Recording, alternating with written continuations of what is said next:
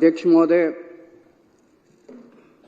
इस हाउस में हमारी मेजॉरिटी है और आज ये विश्वास प्रस्ताव कॉन्फिडेंस मोशन लाने की क्या जरूरत पड़ी, वो संक्षेप में कल मैंने बताया था ये प्रस्ताव रखते हुए कि मेरे पास 2 एमएलएज आए जिन्होंने कहा जी ये बीजेपी वाले आए थे और हमें ऑफर कर रहे थे कि केजरीवाल अब गिरफ्तार होने वाला है, उसके बाद हम इनकी सरकार गिरा देंगे आम आदमी पार्टी की, सारे एमएलए तोड़ लेंगे, 21 हमारे संपर्क में हैं, औरों से भी बात चल रही है, तुम भी आ जाओ, 25 करोड़ भी देंगे और जो मांगोगे और भी दे देंगे, तुमको चुनाव भी लड़ा देंगे।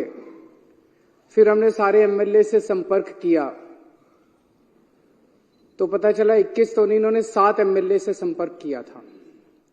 आज उनमें से कई एमएलएज ने इस हाउस के अंदर अपनी अपनी दास्तान सुनाई है और बताया है कि उनको अप्रोच किया गया था। जैसा भी मेरे भाई राजेश ने बताया, राजेश गुप्ता जी ने, कि ये कहते हैं सबूत दो। कैसे सबूत दें? किस चीज का सबूत दें? कभी किसी रिश्तेदार के जरिए आ जाते हैं, कभी किसी दोस्त के जरिए आ जाते हैं, आके कहते हैं जी आ जाओ हमारे साथ, अमित शाह से मिलवा देंगे, फलाना कर देंगे। उसकी कोई आदमी कोई टेप रिकॉर्डर जेब में लेके थोड़ी घूमता है कि कोई आएगा और मैं उसको टेप कर लूंगा। किस चीज का सबूत दें? तो मैं एक तो ये कहना चाहता हूं, ये बड़े दिनों से इनको ये लग रहा है कि केजरीवाल को गिरफ्तार कर लेंगे और पार्टी खत्म हो जाएगी। केजरीवाल को तो गिरफ्तार कर लोगे, केजरीवाल की सोच को कैसे गिरफ्तार करोगे?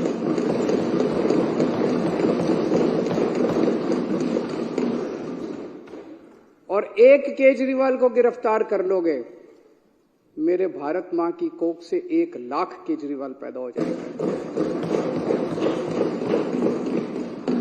आज जिस तरह से इन्होंने आम आदमी पार्टी पे हमला बोला हुआ है, इतने हमारे नेता गिरफ्तार कर लिए, हमारा सारा काम रोकने की कोशिश कर रहे हैं, धमकियां दे रहे हैं, ये कर रहे हैं, वो कर रहे हैं, सब तरफ से, चारों तरफ से हमले ही हमले हमारे ऊपर किए जा रहे हैं। देश का एक एक बच्चा देख रहा है कि हो क्या रहा है। सारे लोग देख रहे हैं, इनको लगता है लोग बेवकूफ है, लोग बेवकूफ नहीं है। अब पार्कों के अंदर चर्चा होने लगी है कि ये चल क्या रहा है, तो लोग एक प्रश्न पूछने लगे हैं, क्या मोदी जी केजरीवाल को खत्म करना चाहते हैं? क्या मोदी जी केजरीवाल को क्रश करना चाहते हैं? क्या मोदी जी केजरीवाल को कुचलना चाहते हैं?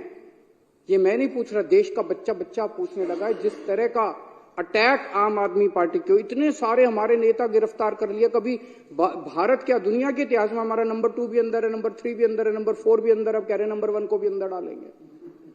तो इस तरह का आक्रमण कभी नहीं देखा गया। तो ये चर्चा चल रही है, ये क्यों हो रहा है?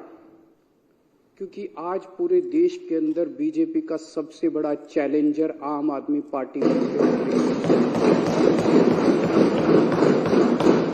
आज अगर बीजेपी को खतरा है, भविष्य का खतरा है, तो केवल और केवल आम आदमी पार्टी से खतरा है। इसलिए बीजेपी येन केन प्रकारेण जो मर्जी करके आम आदमी पार्टी को कुचलना चाहती है। और आज पूरी जिम्मेदारी के साथ मैं कहना चाहता हूं, इसमें कोई अहंकार नहीं है कि 2024 के अंदर बीजेपी अगर नहीं हारी लोकसभा चुनाव, तो 2029 के अंदर आम आदमी पार्टी इस देश को बीजेपी से मुक्ति दिलाएगी।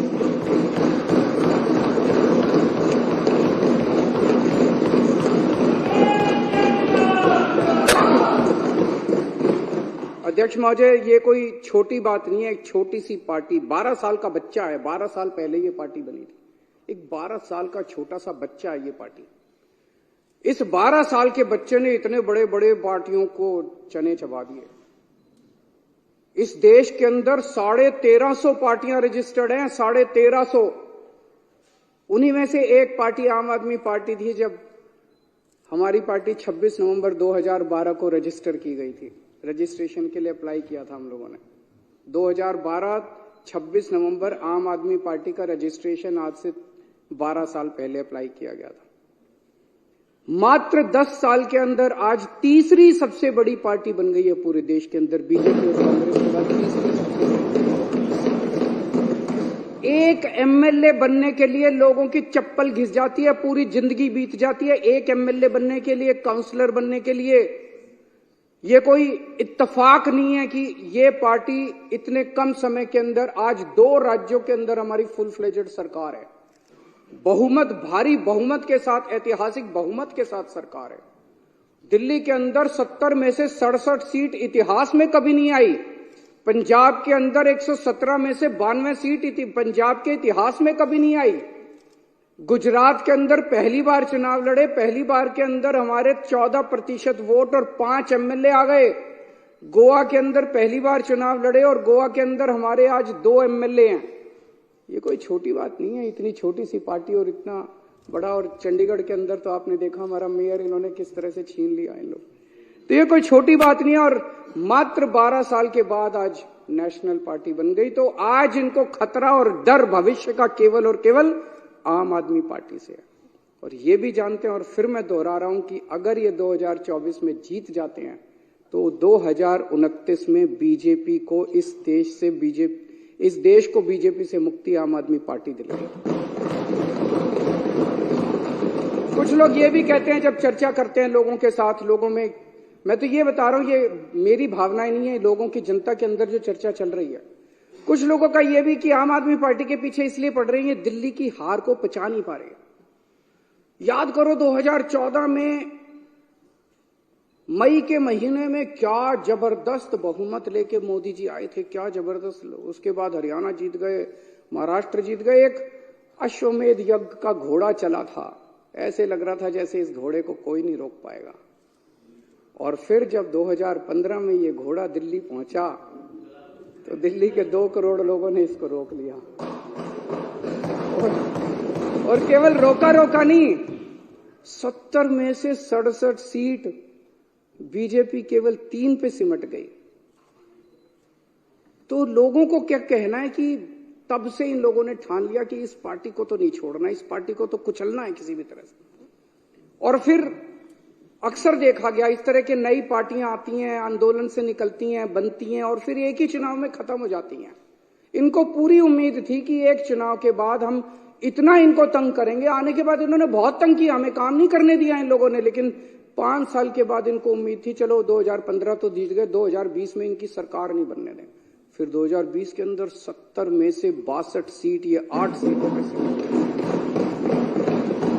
2019 में इतने भारी 303 सीट लेके लोकसभा के अंदर जीते, लेकिन उसके बाद दिल्ली के अंदर आके हार गए। तो इनको ये दिल्ली की हार पच नहीं रही।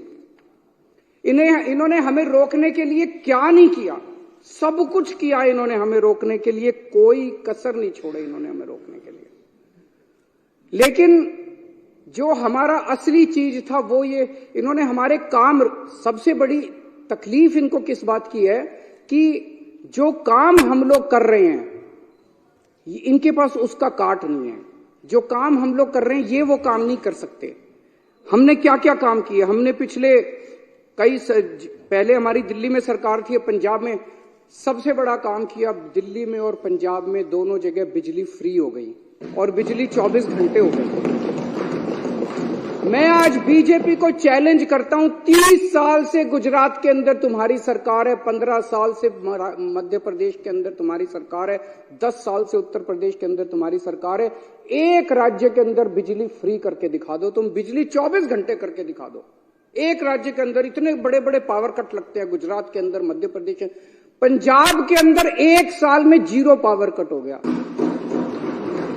दिल्ली के अंदर 0 पावर, 24 घंटे बिजली आती है, फ्री बिजली आती है। तुमसे ना 24 घंटे बिजली आती, तुम्हारे राज्यों में ना 24 ना फ्री बिजली आती। इतनी महंगी बिजली आती है, इतने पैसे लेते हो जनता से। दिल्ली के अंदर हमने और अब पंजाब में कर रहे हैं, शानदार स्कूल बना दिए, सरकारी स्कूलों का काया पलट हो गया। पूरी दुनिया से लोग देखने के लिए आ रहे हैं। पूरी दुनिया के अंदर आज शिक्षा के लिए जाना जाता है दिल्ली को कि स्कूल बड़े अच्छे हो गए, शानदार शिक्षा, हैप्पीनेस करिकुलम। अमेरिका के राष्ट्रपति की बीवी हमारा हैप्पीनेस करिकुलम की क्लास अटेंड करके जाती है। दिल्ली ने देश का नाम पूरी दुनिया के अंदर रोशन किया है। और इनके स्कूलों को उठा के देख लो, गुजरात, मध्य प्रदेश, उत्तर प्रदेश के स्कूलों को उठा के देख लो, क्या हालत बना रखी है। उनके अंदर जानवर घूम रहे हैं, ये टूटी पड़ी हैं, दीवारें टूटी पड़ी है। कितने गरीबों के बच्चों का भविष्य जो है इन्होंने अंधकार में डाला हुआ है। मैं चैलेंज करता हूं बीजेपी को, इतने सारे स्कूल तो छोड़ो, 10 स्कूल तुम अपने गुजरात में, मैं तो इतना घूमा गुजरात में चुनाव पर, एक स्कूल नहीं मिलता था जो इन्होंने ठीक कराओ। 30 साल के अंदर तुमसे एक स्कूल ठीक नहीं हुआ। ये काम तुम नहीं कर सकते, इसलिए इनको तकलीफ है। हमने दिल्ली में अस्पताल इतने बना दिए, सबका इलाज मुफ्त कर दिया, अस्पताल बना दिए, सबका इलाज मुफ्त कर दिया, मोहल्ला क्लिनिक बना दिए जिसमें गली गली के अंदर लोगों को इलाज मिलने लगा। तुम भी कुछ अच्छे, तुम लंबी लकीर तो खींच के दिखाओ यार, तुम कुछ अच्छा काम तो करके दिखाओ। हमने बुजुर्गों के लिए तीर्थ यात्रा कर दी, इतना आशीर्वाद देते हैं, इतना आशीर्वाद देते हैं बुजुर्गों को। और ये सारे काम पंजाब में भी हो रहे हैं। पंजाब में दिल्ली से ज्यादा मोहल्ला क्लिनिक, दिल्ली में तो 540 मोहल्ला क्लिनिक बने हैं, पंजाब में 800 से ज्यादा मोहल्ला क्लिनिक 1 साल के अंदर बन गए। महिलाओं के लिए फ्री बस यात्रा कर दी इन्होंने, इतना विरोध किया, लेकिन सारी महिलाएं तो हमारे साथ ही हैं। दिल्ली के अंदर पानी कोने कोने के अंदर पहुंचा दिया, घरों में पानी नहीं आता, कोने कोने के अंदर पहुंचा दिया, पानी फ्री कर दिया। कच्ची कॉलोनियों को लेके इन्होंने सबसे ज्यादा राजनीति की, अगर काम किया तो हमने किया। दिल्ली की कच्ची कॉलोनियों के अंदर सड़क बनाने का, पानी की लाइनें बिछाने का, हमने सीवर की लाइनें बिछाने का हमने काम किया। पंजाब अभी 2 साल हुए हमें आए हुए, पंजाब के अंदर इस वक्त एक बहुत बड़ी क्रांति आ रही है। गांव गांव के अंदर इरिगेशन, सिंचाई का पानी पहुंच गया। गांव गांव के अंदर जहां पहले पानी नहीं मिलता था, अब गांव गांव के अंदर सिंचाई का पानी पहुंच गया। हमसे सीख लो, हमें सारे काम करने आते हैं, हमसे भी नहीं सीखोगे और काम भी नहीं करने दोगे। अभी delivery of free services, door step delivery of free services, आपको दफ्तर जाने की जरूरत नहीं है, फोन करो और आपके घर आके सरकार काम करेगी। दिल्ली में भी लागू हो गया, पंजाब में भी लागू हो गया। इन्होंने दिल्ली के अंदर हमें door step delivery of ration नहीं करने दी, घर घर हम राशन पहुंचाना चाहते थे, इन्होंने दिल्ली में नहीं करने दी, हमने पंजाब में जाके लागू कर दी। अभी 10 दिन पहले मैं उद्घाटन करके आया हूं पंजाब। हम लोग व्यवस्था बदल रहे हैं, बहुत बड़ा काम कर रहे हैं। और अब मैं आपको बताता हूं जो एक दर्दनाक कहानी है कि इन लोगों ने किस तरह से ये सारे काम रोक, जब इन्होंने देखा कि जो काम केजरीवाल कर रहा है ये काम तो हमसे होते नहीं, ना हमसे स्कूल बनते, ना हमसे अस्पताल बनते, ना हमसे बिजली का काम होता, ना हमसे पानी का काम होता, ना हमसे सिंचाई का काम होता, ना हमसे दलाल खत्म, हमसे और ना हमारी इच्छा भी को पैसे कमाने हैं इन्होंने। तो जब इन्होंने देखा ये काम नहीं, तो इन्होंने काम रोकने का काम किया। बड़े दर्द के साथ आज मेरे को कहना पड़ रहा है कि पिछले साल इन्होंने किस तरह से दिल्ली के अस्पतालों के अंदर दवाइयों को रोकने का काम किया। अस्पतालों के अंदर गरीब आदमी अपना इलाज कराने के लिए आता है, अस्पतालों के अंदर बेबस आदमी जिसके पास पैसा नहीं होता, जो अमीरों के अस्पताल में, 5 स्टार अस्पताल में इलाज नहीं करा सकता, वो कराने के लिए आता है। हमने अस्पताल बदले थे, अस्पताल शानदार बना दिए, सारी दवाइयों का सबका इंतजाम किया। इन्होंने अफसरों के ऊपर उनकी हाथ मरोड़ के उन दवाइयां बंद करा दी। इन्होंने टेस्ट बंद करा दिए। मोहल्ला क्लिनिक में 3 महीने तक पिछले साल मोहल्ला क्लिनिक में टेस्ट नहीं हो पाए। इन्होंने पेमेंट रोक दी लेबोरेटरीज की। इतने गंदे और इतने घटिया लोग हैं ये लोग। कोई रोकता है क्या? कहते हैं राम भक्त है। भगवान राम ने कभी नहीं कहा था कि गरीबों की दवाइयां रोको, गरीबों की। पाप लगेगा तुम लोगों को, पता नहीं किस मिट्टी के बने हैं, पाप लगेगा आपको। विधुड़ी जी, आपकी पार्टी ने जो ये काम किया दवाइयां रोकने का और टेस्ट रोकने का और सारे अस्पतालों का इलाज रोकने का, गंदी बात है ये। बता के जाना, आप भी रुक जाओ, बता के जाना अपनी पार्टी वालों को क्यों किया उन लोगों ने। दुश्मनी मेरे से है, दुश्मनी केजरीवाल से है। दिल्ली के 2 करोड़ लोगों से क्यों बदला ले रहे हो तुम लोग? एक वो MTS थे, data entry operator, OPD counter पे जब आप सरकार, बैठ जाओ, मैं सारे जवाब दूं, बैठ जाओ, 2 मिनट बैठ जाओ, मैंने डिस्टर्ब नहीं किया था। दिल्ली के अंदर जब आप अस्पताल में जाते हो, दवाई की खिड़की पे जाते हो, खिड़की ऊपर एक आदमी बैठा मिलता है रजिस्ट्रेशन करने के लिए, OPD के लिए, OPD का कार्ड काटने के लिए। वो कॉन्ट्रैक्चुअल था, वो डेटा एंट्री ऑपरेटर था। एक दिन एक ऑर्डर पास करके इन्होंने दिल्ली के सारे सरकारी अस्पतालों के डेटा एंट्री ऑपरेटर हटा दिए। अब अस्पताल के अंदर रजिस्ट्रेशन करने वाला कोई नहीं बचा। अरे करना क्या चाहते हो? दिल्ली के लोगों को मारना चाहते हो क्या? एक दिन फरिश्ते स्कीम कि अगर दिल्ली की बाउंड्री के अंदर किसी का भी एक्सीडेंट होगा उसका फ्री में इलाज किया जाएगा, चाहे प्राइवेट में हो चाहे सरकारी अस्पताल में हो। 23,000 लोगों का हम फ्री में इलाज करा के उनकी जिंदगी बचा चुके हैं। इन्होंने फरिश्ते स्कीम बंद करा दी। इन लोगों ने, इतने घटिया किस्म के लोग हैं ये लोग। मेरा दिल रोता है जब मैं ये सारी चीजें, मैं जानता हूं किसी दिन लिखूंगा ये सब कि किस तरह से भारतीय जनता पार्टी के लोगों ने कितने घटिया स्तर के ऊपर इन लोगों ने काम किया है। ये राजनीति होती है। ये राजनीति सत्ता के लिए तुम किसी भी हद तक चले जाओगे, कुछ भी करोगे सत्ता के लिए। अरे मेरे से दुश्मनी है, मेरे को गालियां दे लो यार, दिल्ली के लोगों का इलाज तो मत रोको कम से कम। आप लोगों को लगेगा केजरीवाल झूठ बोल रहा है। भाई सरकार तो हमारी है, फिर ये कैसे रोक सकते हैं? ऐसा मन में आएगा ना कि भाई सरकार तो हमारी है, सरकार तो केजरीवाल की है, फिर ये कैसे रोक सकते हैं? मैं बताता हूं कैसे रोक सकते हैं। सर्विसेज इनके पास है। सर्विसेज का मतलब ट्रांसफर पोस्टिंग, किस अफसर को कहां लगाना है, कहां से हटाना है, किस अफसर के खिलाफ कार्रवाई करनी है। अगर कोई अफसर करप्शन करता है तो उसके खिलाफ कार्रवाई, डिसिप्लिनरी प्रोसीडिंग, विजिलेंस, जेल भेजना, ये सारा इनके पास है। पूरा अफसरशाही के ऊपर और स्टाफ के ऊपर और कर्मचारियों के ऊपर इनका कंट्रोल है। आज मेरे को जो मेरा चपरासी मेरे कमरे में चाय पिलाने आता है, अगर कल वो कह दे मैं चाय नहीं पिलाता, मैं उसकी ट्रांसफर नहीं कर सकता मुख्यमंत्री होके भी। इतनी भी पावर नहीं है मेरे पास। सुप्रीम कोर्ट ने ऑर्डर पास किया, भाई ऐसे सरकार नहीं चल सकती, इनके ऊपर कंट्रोल मुख्यमंत्री का होगा। इन्होंने कानून ला के पास कर दिया कि नहीं, कि मुख्यमंत्री का नहीं होगा, एलजी का कंट्रोल होगा, केंद्र सरकार का कंट्रोल होगा। अब ये क्या कर रहे हैं? एक एक एक एक आईएएस अफसर को बुला के धमकी दी जा रही है। धमकी क्या दी जा रही है कि अगर तुमने इस सरकार का एक भी काम किया, किसी भी मंत्री का एक भी काम किया, तुमको जेल भेज देंगे, तुमको सस्पेंड कर देंगे, तुम्हारे ऊपर झूठा केस बना देंगे। जैसे इतने सारे झूठे केस अभी इन्होंने बताए, तुम्हारे ऊपर झूठा केस बना देंगे, सस्पेंड कर देंगे, ईडी लगा देंगे, सीबीआई लगा देंगे। खबरदार अगर तुमने इनका साथ दिया तो। रो रहे हैं आईएएस अफसर, रो रहे हैं दिल्ली सरकार के कर्मचारी। एक मेरे पास अफसर आया, टप टप आंसू बह रहे थे, 56 साल की उम्र है उसकी, और टप टप टप टप आंसू बह रहे थे उस आईएएस अफसर के। वो बेचारा, वो कहता है जी मैंने कभी ऐसी नौकरी नहीं देखी, इस तरह का माहौल मैंने कभी नहीं देखा कि खुलेआम हमें धमकाया जा रहा है। दिल्ली के अंदर, पूरी दिल्ली के अंदर पानी का संकट इन्होंने और सीवर का संकट पैदा कर रखा है। कैसे? आप लोगों ने, इस पूरी विधानसभा ने बैठ के बजट पास किया पिछले साल। आपने कहा भाई 5,000 करोड़ रुपए बजट होगा दिल्ली जल बोर्ड का। वो सारा पैसा लेके बैठ गए ये लोग।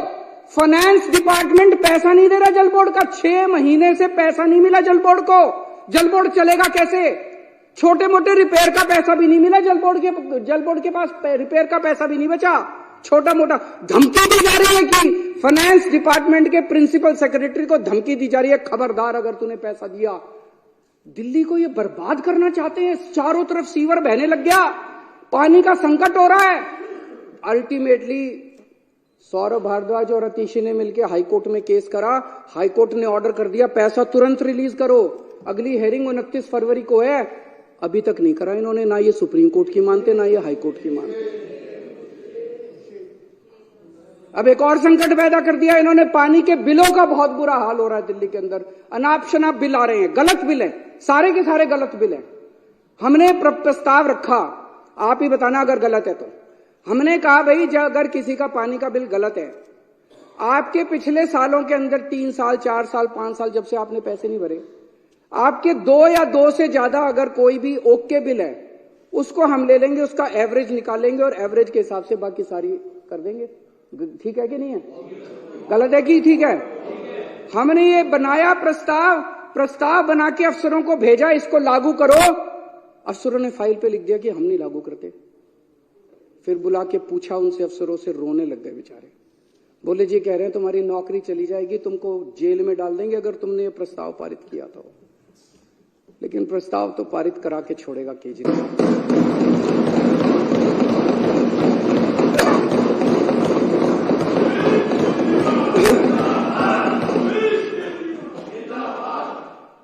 देखते हैं कि बाजुए कातिल, क्या है वो?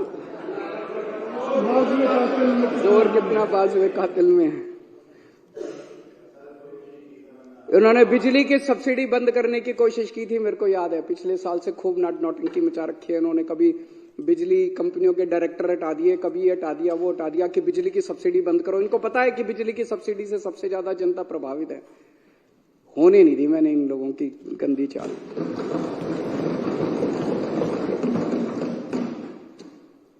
हम बहुत छोटे लोग हैं और हम यहाँ पे देखो तो पता नहीं मुश्किल से 2-4 ही होंगे जो कि पॉलिटिकल बैकग्राउंड से हैं। बाकी तो सारी एक तरह से गलियों में घुमा करते थे हम सारे। हमारी क्या औकात थी? हैं? हाँ, क्या औकात थी हम लोगों की? लेकिन कुछ तो ऊपर वाला चाह रहा है, कुछ तो हमसे करवाना चाह रहा है। मतलब एक सुंदर नगरी की झुग्गियों के अंदर मैं यूं ही घुमा करता था, कोई नहीं पूछता था। परिवर्तन नाम की एनजीओ चलाया करता था, आप लोग भी अपनी अपनी जिंदगी चला रहे थे। अचानक वहां से उठा के लोगों का पता नहीं क्या प्यार था, क्या किस्मत थी, ऊपर वाला हमसे क्या कराना चाह रहा है, यहां पहुंचा दिया हम लोगों को। और अब इतने बड़े बड़े षड्यंत्र हमारे खिलाफ चल रहे हैं, इतने बड़े बड़े षड्यंत्र, और हम भी डटे हुए हैं, कुछ कर नहीं पा रहे ये लोग। क्यों? करोड़ों लोगों की दुआएं हमारे साथ। 18 लाख बच्चे सरकारी स्कूलों में पढ़ते हैं। उन बच्चों के माँ बाप से पूछ के देखो, इतनी दुआएं देते हैं हम लोगों को। उनके बच्चों का भविष्य बना दिया हम लोगों ने।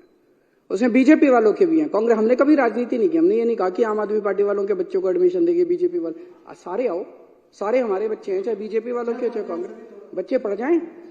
उन बच्चों के माँ बाप का आशीर्वाद हमारे साथ है। लाखों करोड़ों लोगों का मुफ्त में इलाज हुआ अस्पतालों के अंदर, मोहल्ला क्लिनिक के अंदर। उनकी दुआएं हमारे साथ है। और जिन जिन को तकलीफ हुई दवाइयां और ये रोकने की, उनकी बद्दुआएं इन लोगों के साथ है। उनकी बद्दुआएं इन लोगों के साथ है। बद्दुआएं छोड़ेंगी नहीं आप लोगों का, पीछा देख लेना। फरिश्ते के अंदर जो इतने सारे लोगों का इलाज कराया, उनकी दुआएं हमारे साथ है, उनका आशीर्वाद हमारे साथ है। इस आशीर्वाद को कैसे रोक पाओगे तुम लोग? केजरीवाल को तो गिरफ्तार करोगे, लोगों की दुआओं को कैसे गिरफ्तार करोगे?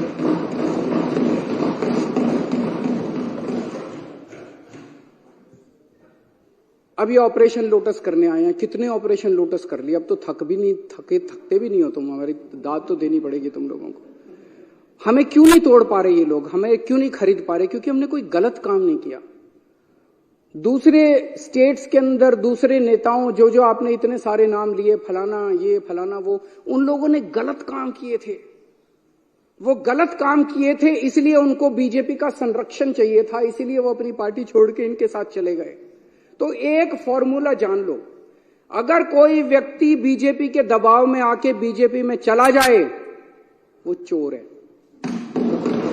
और अगर कोई व्यक्ति बीजेपी के दबाव के बावजूद बीजेपी में ना जाए, तो ईडी और सीबीआई वाले चाहे उसको जितने मर्जी जेल में डाले, वो कट्टर ईमानदार है। मनीष सिसोदिया पे इन्होंने कितना दबाव डाला। खुलेआम में मनीष सिसोदिया को बोले केजरीवाल की पार्टी छोड़ दे, केजरीवाल की सरकार गिरा के तेरे को मुख्यमंत्री बना देंगे। पर मनीष सिसोदिया हेमंत बिश्व शर्मा तो नहीं है, उसने कोई चोरी तो नहीं कर रखी। वो बोला मेरे को मुख्यमंत्री भी नहीं बनना और मैंने कोई गलत काम नहीं किया। तुम 1 साल 2 साल 3 साल रख लोगे, अल्टीमेटली तो मैंने बाहर आना ही आना है। मैंने कोई गलत काम नहीं किया, मैं क्यों टूटूंगा? आप सब लोगों को, इतने सारे लोगों को इन्होंने अप्रोच किया। मैं सलाम करता हूं आप लोगों को कि क्या गजब के लोग हो आप लोग। टूटे नहीं, आप टूटे नहीं। आप ही मेरी ताकत हो। दिल्ली के 2 करोड़ लोग और दिल्ली के जो आप 61 विधायक हो, आप सब लोग मेरी ताकत हो, जिसकी वजह से आज मैं इन लोगों का मुकाबला कर पा रहा हूं। अगर आप में से कई लोग टूट जाते, मेरी भी सरकार गिर जाती। पर आप लोग नहीं टूटे, आप लोग मेरी ताकत हो। सबको कहते हैं बीजेपी ज्वाइन कर लो, बीजेपी ज्वाइन कर लो, और इन्होंने हमें बदनाम करने में कोई कसर नहीं छोड़ी। अभी इतनी बड़ी लिस्ट बताई इन्होंने कि डीटीसी में भी स्कैम हो गया, क्लासरूम में भी स्कैम हो गया, क्या क्या था, पानी में भी स्कैम हो गया, बिजली में भी स्कैम हो गया, राशन में भी स्कैम हो गया, किसी बटन, कोई बटन था बटन में भी स्कैम हो गया, फलाने में भी स्कैम हो गया। मैं एक चीज जानना चाहता हूं, जितने पूरे देश में आज तक एमएलए खरीदे हैं तुम लोगों ने, कितना पैसा खर्च किया उसमें? और वो पैसा कहां से आया यही बता दो तुम लोग। बस ईमानदारी से इस देश को बता दो कि कर्नाटक में एमएलए खरीदे, मध्य प्रदेश में एमएलए खरीदे, गोवा में एमएलए खरीदे, इधर एमएलए खरीदे, उधर एमएलए। इतना पैसा कहां से लाते हो यार तुम लोग? ये तो खुलेआम है। जब इन लोगों को 25-25 करोड़ दे रहे थे, पता नहीं है मार्केट रेट भी है। मार्केट रेट क्या चल रहा है मेरे को तो पता नहीं। मध्य प्रदेश में क्या रेट चल रहा है, कर्नाटक में क्या रेट चल रहा है। तो ये पैसा कहां से आता है? ये पैसा कहां से आ रहा है? तुम हमारे बटन में स्कैम ढूंढ रहे हो। 12 रुपए का बटन है, बटन में तुम स्कैम ढूंढ रहे हो। अरे तुम्हारे करोड़ों रुपए एक एक एमएलए पे 50-50 करोड़ रुपए खर्च कर दिए। ये पैसा कहां से आ रहा है? ये तो बता दो इस देश के लोगों को। इन्होंने पहले मेरे ऊपर कई 2-3 साल ऐसे थे जिसमें इन्होंने मेरे ऊपर जहां जाता था इंक फेंकते थे। खूब मैंने जिल्लत बर्दाश्त करी है, इंसल्ट बर्दाश्त करी है। फिर 2-3 साल पे इन्होंने कभी कोई अटैक, कभी थप्पड़ मारते थे, कभी मिर्च डाली। एक बार इन्होंने मेरे दफ्तर के अंदर घुस के इन्होंने जूते मारे मेरे को। अब कह रहे हैं गिरफ्तार करेंगे इनको। मैं जैसे मैं कह रहे थे, आपको क्या लगता है गिरफ्तार करने से सरकार गिर जाएगी, ये सारे टूट जाएंगे? ऐसे ही टूट जाएंगे। कर लो गिरफ्तार, वो भी करके देख लो। अभी तक तो सब कुछ करके देख लिया, काम रोक के देख लिए, शुंगलू कमीशन बिठा लिया, कानून बदल लिए, सारा कुछ करके देख लिया। एक तुम्हारा यही सपना बचा केजरीवाल को गिरफ्तार करके, ये भी पूरा करके देख।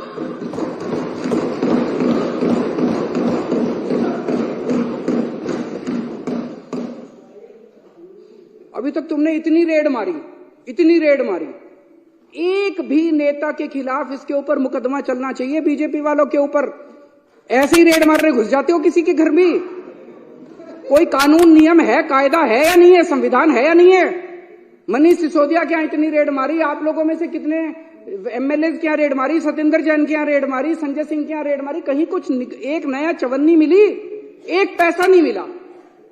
अरे हमारी संपत्ति लोगों के दिलों के अंदर है, बैंक अकाउंट के अंदर नहीं। और हमारा बैंक अकाउंट लोगों की आंखों के अंदर। यहां नहीं है हमारी संपत्ति जहां ढूंढ रहे हो तुम लोग।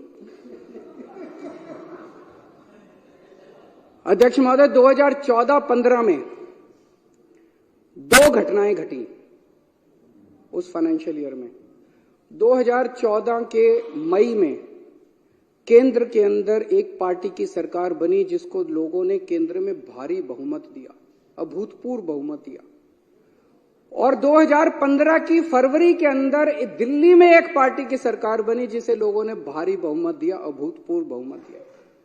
और वहां से 2 किस्म की राजनीति ने जन्म लिया। एक केंद्र के अंदर जो सरकार बनी थी और दिल्ली के अंदर जो सरकार बनी थी। आज 10 साल हो गए दोनों सरकारों को बने हुए। एक केंद्र की सरकार है जिसने 10 साल में कोई काम नहीं किया, और अब वो केवल कैसे वोट लेना चाहते हैं? कांग्रेस के नेताओं को गिरफ्तार कर लो, कांग्रेस का अकाउंट फ्रीज कर दो, आम आदमी पार्टी के नेताओं को गिरफ्तार कर लो, ईडी को सबके पीछे लगा दो, सारी ओपोजिशन को कुचल डालो, सारे नेताओं को जेल में डाल दो। इस तरह से ये वोट लेना चाहते हैं। और दूसरी राजनीति दिल्ली की राजनीति थी जिसके अंदर हमने स्कूल बनवाए, अस्पताल बनवाए, लोगों का इलाज किया, लोगों के बच्चों को पढ़ाया, पानी का इंतजाम किया, बिजली का। हमने 2 करोड़ लोगों का दिल जीता, इसलिए हम वोट मांग रहे हैं। दोनों 2 किस्म की राजनीति अब देश के लोगों को तय करना है। एक पाप की राजनीति है, एक पुण्य की राजनीति है। इस देश को पाप की राजनीति चाहिए या इस देश को पुण्य की राजनीति चाहिए, ये लोगों को तय करना है। अब आजकल बड़ी अफवाह फैला रखी है इन लोगों ने। बस ये लोकसभा चुनाव हो जाएं, उसके बाद तो संविधान बदल के दिल्ली को फुल यूनियन टेरिटरी बना देंगे। उसके बाद चुनाव फैला रखी नहीं फैला रखी, विधानसभा खत्म कर देंगे। अरे किसी के बाप की जागीर है जो विधानसभा खत्म कर दोगे? ऐसे ही विधानसभा खत्म कर दोगे? ये देश किसी की पिताजी की जागीर थोड़ी है कि ऐसे ही विधानसभा खत्म कर दोगे। मैं आज बीजेपी से जानना चाहता हूं, ये चुनाव इसी बात पे हो जाए, दिल्ली के लोगों से जाके वोट मांगो, बोलो तुम्हारा वोट का अधिकार छीन लेंगे, वोट दो हमको। मजाल जो तुमको। आज बीजेपी स्पष्ट कर दे कि लोकसभा के बाद दिल्ली की विधानसभा को भंग करेंगे कि नहीं करेंगे, इसी के ऊपर चुनाव हो जाए इस बार। आप भी जा जाके गली गली में बोलना और गली गली में लोगों को बताना कि अगर तुमने बीजेपी को वोट दे दिया तो तुम्हारा बीजेपी वोट का अधिकार छीनने वाली है। बीजेपी खुल के अंदर बोल रही है और बीजेपी को हम ललकारेंगे, अगर हिम्मत है तो करके दिखा दो। और एक और आप सबसे विनती है कि विधानसभा भंग करें या ना करें, हम यहां सत्ता के लिए नहीं आए, हम यहां सेवा के लिए आए हैं, काम करते रहना।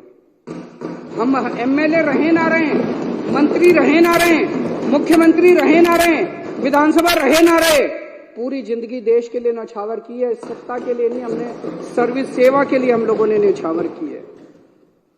मैं दिल्ली वालों को भी बोलना चाहता हूं, इन लोगों को आपके बेटे से तकलीफ है। आपने मेरे को बहुत कुछ दिया है दिल्ली वालों ने, सुंदर नगर की गलियों से उठा के एक आदमी को इतनी बड़ी जिम्मेदारी दिल्ली वालों ने दे दी।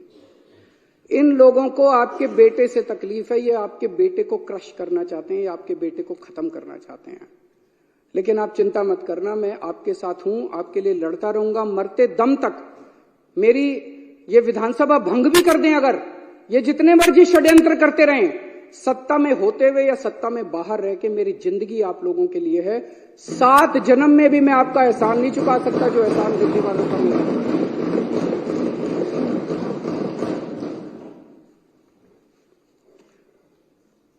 बीजेपी वाले राजनीति में सत्ता के लिए आए हैं, उनके लिए ये सत्ता की लड़ाई है, हमारे लिए ये सेवा की लड़ाई है।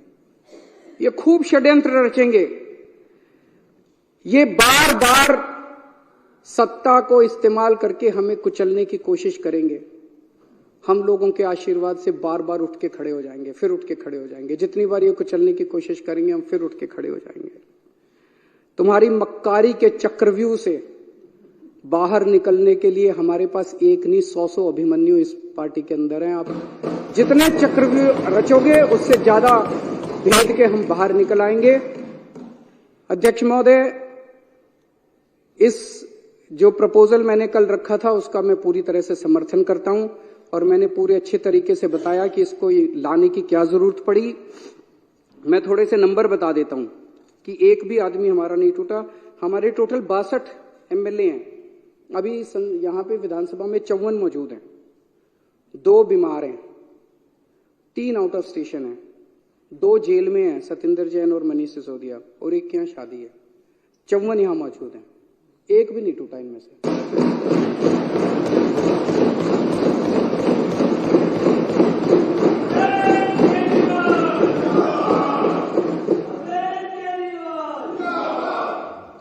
अब माननीय मुख्यमंत्री श्री अरविंद केजरीवाल जी द्वारा प्रस्तुत विश्वास प्रस्ताव सदन के सामने है। जो इसके पक्ष में वहां कहें, जो इसके विरोध में ना कहें। हाँ पर जीता, हाँ पर जीता।